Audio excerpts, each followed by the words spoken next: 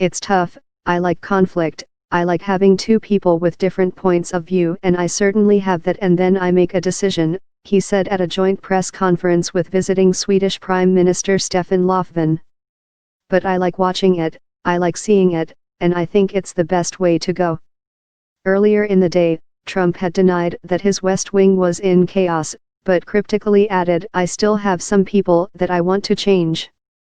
That poured fuel on speculation that he could part ways with troubled cabinet officials, like Veterans Affairs Secretary David Shulkin, or Attorney General Jeff Sessions, or senior aides like National Security Advisor H.R. McMaster and Chief of Staff John Kelly.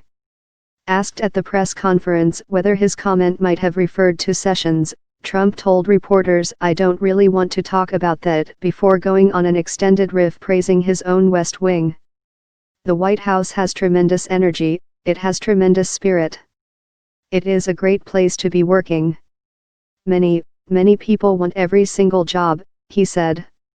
"You know, I read where, oh, gee, maybe people don't want to work for Trump.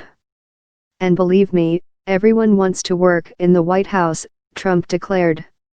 "They all want a piece of that Oval Office, they want a piece of the West Wing.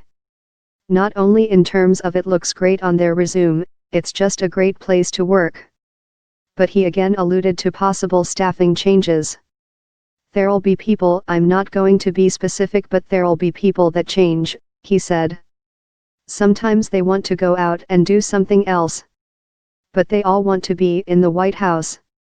So many people want to come in. I have a choice of anybody. I could take any position in the West Wing and I'll have a choice of the 10 top people having to do with that position." Trump has seen remarkable turnover. According to data from a Brookings Institution report cited by the New York Times, the turnover rate of Trump's staff in his first year, 34%, was higher than any White House in decades.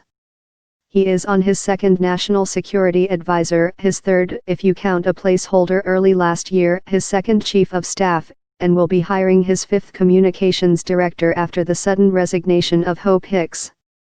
Former Chief of Staff Reince Priebus says in an upcoming book that the chaos looks worse from inside 1600 Pennsylvania Avenue.